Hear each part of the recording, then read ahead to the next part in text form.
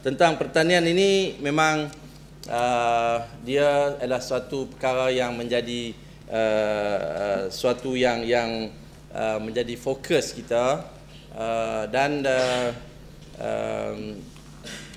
program untuk memperbanyakkan projek-projek pertanian ini kita akan teruskan. Cuma yang berhormat Datuk Speaker, kita di negeri Kedah, kekangan kita ialah tanah. Kekangan kita adalah tanah.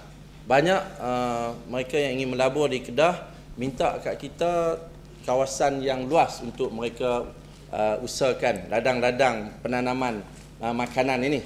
Yang jenis komoditi ni memang kita tak ni lah. Ni yang tanaman ini. Mereka datang minta 1,500, 2,000 ekar. Memang kita tak ada. Jadi program kita ialah untuk menggunakan tanah-tanah yang sedia ada, termasuk tanah-tanah terbiar. Bakat mata keluar. Saya nak sebut sikit pasal bakat mata ni.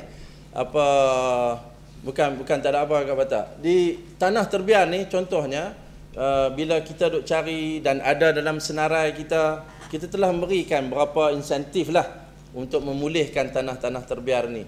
Ada banyak tanah terbiar sebab ada sebab dia terbiar. Kawasan tu mudah banjir, tak ada pengairan. Tapi ada juga tanah terbiar yang tak ada sebab yang sepatutnya dia terbiar. Dan ada orang nak pun tanah-tanah tersebut. Jadi kita harap program untuk memulihkan tanah-tanah terbiar ini akan dapat kita lakukan dengan lebih baik lagi. Yang saya sebut bakat bata tu ialah bila saya pergi resmi satu program, satu rumah 10 pokok tu di kawasan Pendang. Sebelah masjid tu ada satu kawasan yang memang elok, luas elok apa semua, tapi terbiar. Tanya depa kita awak hak ni tak mau manfaatkan. Depa kita pergi bincang dengan tuan tanah. Tuan tanah tak mau bagi. Saya tanya siapa dia tuan tanah? Depa kita adik-beradik adun bekat bata. Tuan bekat bata keluar kalau bekat bata boleh bagi izin tanah luas elok, kawasan pun memang tak ada masalah apa, dan ini yang menjadi masalah. Jadi untuk memulihkan ataupun mengurangkan masalah itu Speaker Ahmad Nak Bukit, saya nak bagi cadangan sikit Ahmad Nak Bukit. Pertanian pun satu bidang yang cukup baik untuk kita majukan bagi Kedah ni. Setengah tanah terbiak ni di belah kawasan Yan Dun Gok Cepedak pun, dia kadang-kadang bukan ada masalah bah ke ataupun sebagainya, tapi saja-saja dia perbiak, dia tak tanah apa. Pasal malas ke apa kita tak tahu. Setengah tanah terbiak pula dia banyak tuan milik.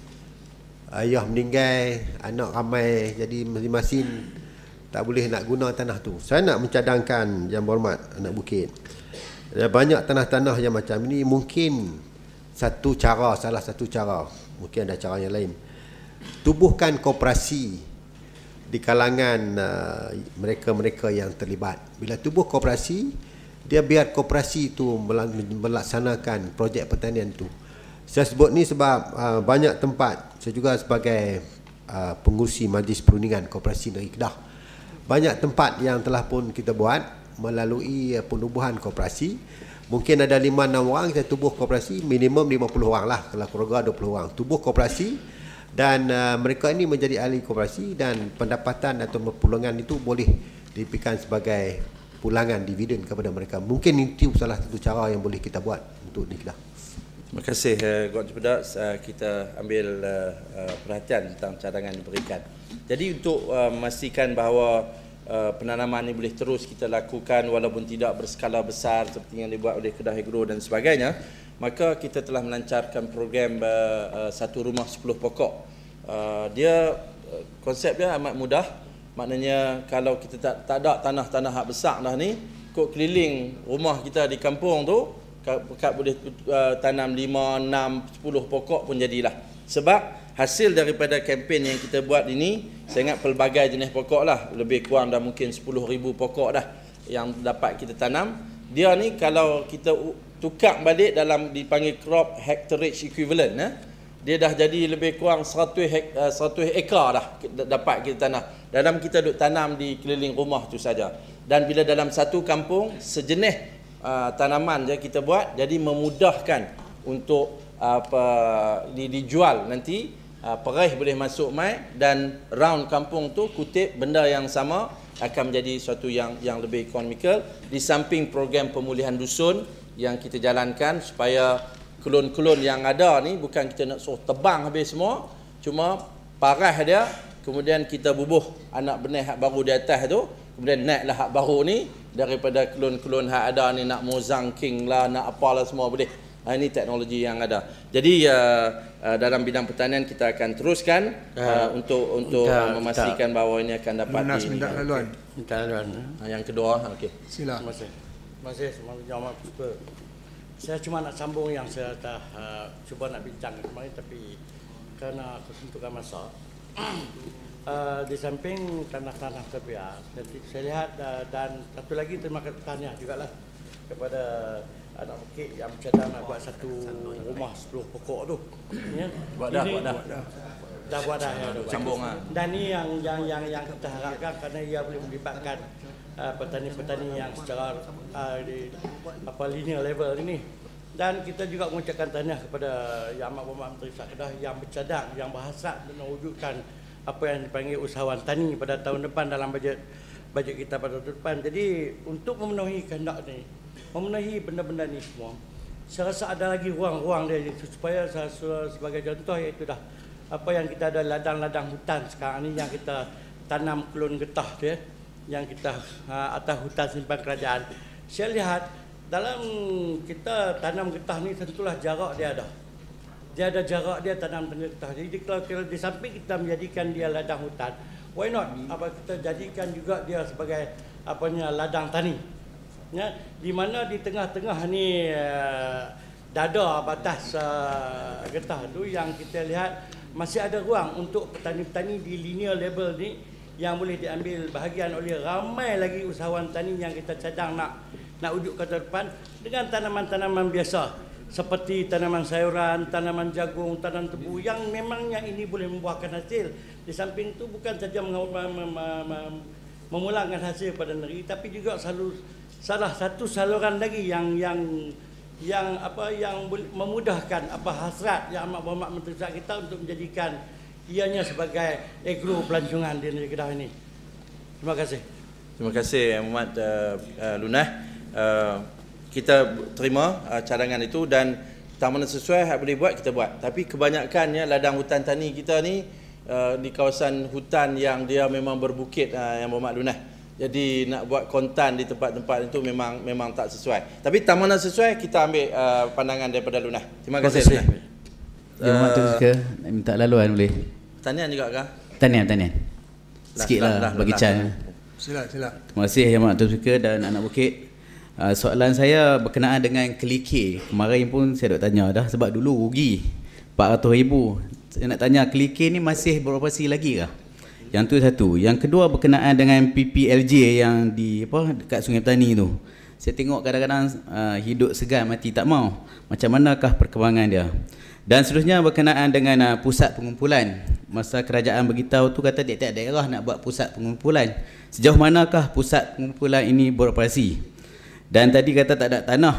Tu yang dicadangkan oleh yang nak buat ladang rakyat tu, tanah banyak, kata nak tanam buah-buahan tu, macam mana status tu? Sekian, terima kasih. Tentang kelike, operasi masih lagi berjalan di situ, dan kita dapati bahawa besar kemungkinan keli kita tidak akan teruskan di situ. Cumanya kita cuba dengan jenis-jenis ikan yang lain, seperti sepat dan juga satu dua saya pun tak ingat apalah. Tapi kita dapati bahawa keli di situ dengan ayak bukit yang ada tu, maknanya kita tak boleh guna terus. Nak kena ambil ayak bukit tu, nak kena takung dia dulu supaya temperature dia tu naik, kemudian baru boleh masuk dalam canvas yang ada. Ini the bitter lesson lah yang kita, dengan izin Ahmad Speaker, yang kita pelajari di situ. Tapi apapun ternakan ikan dalam canvas untuk bakar-bakar yang lain sedang kita cuba di sana. Tentang pusat pengumpulan di Sungai Petani itu, kita telah ubah konsep, iaitu saya maklumkan kepada Yang Berhormat Datuk Seri Menteri Besar, kata kita nak jadikan ala talaktai. Tapi bila kita mulakan di situ, sebenarnya rangkaian kita di bawah ni tak cukup besar untuk membawa hasil produk mereka tu dan diletakkan di situ. Contohnya kita harap yang paling besar nenas. Tapi nenas ni rupa-rupanya kita tak ada masalah. Maknanya perih tunggu di pagar ladang mereka untuk ambil terus. Booking awal lagi. Jadi apa perlu mereka bawa double handling dengan izin mai ke situ. Jadi setelah mendapat persetujuan daripada Yang Menteri Besar untuk kita ubah konsep, dan kita telah pun bermula 5 anchor apa kita kata yang duk buat di pasar borong ni dengan pelbagai inilah, ada yang ikan saja, ada yang sayuran berdaun saja, ada sayuran yang tidak berdaun. Kita dah mula di sana dan sedang kita fine tune, dan di samping mereka menjalankan usaha ini, kita harap mereka yang ada produk-produk pertanian, mereka boleh menggunakan mereka ini untuk dibawa ke sini dan kemudian mereka boleh pasar. Contohnya kita di sini banyak salah satunya yang beroperasi di Guak Cempedak tu. Dia juga masuk dalam ni. Dia banyak duk ambil sayur-sayur tidak berdaun. Kan? Terung, timun, peria dan sebagainya. Dan ini dikumpulkan dan dia hantar pi sebelah-sebelah selatan, yang selatan bawa mai jenis yang berdaun. Kan? Jadi kita harap ada anchor yang macam ni, mereka boleh membantu kita untuk memastikan bahawa kalau ada produk-produk yang dikeluarkan oleh petani-petani kita tu, mereka boleh membantu untuk menolong memasarkan di tempat-tempat yang lain. Kita harap perubahan ini akan memberikan suatu hasil yang baiklah di Sungai Petani. Kemudian yang ketiga apa dah? Di tiap-tiap daerah. Pusat pengumpulan tiap-tiap daerah ni kita menggunakan dan upgrade apa yang telah pun pihak Jabatan Pertanian ada. Kita gunakan itu ya Yang Berhormat Belantik. Jadi kalau macam di SEK yang dah sedia ada tu, maknanya kita harap itu akan dijadikan sebagai tempat untuk dibawa hasil-hasil itu. Kita menggunakan, kita tak buat barulah Yang Berhormat Belantik. Jadi saya harap itu dapat menjawabnya. Yang Mat, saya ingat tak boleh ya? Saya tak boleh lah. cukup dah kot. Kita Satu sembang. last lah. Tak apa ni Muhammad, saya pun nak kena duduk dah ni. Banyak sangat dah. Terima kasih nah. Terima kasih.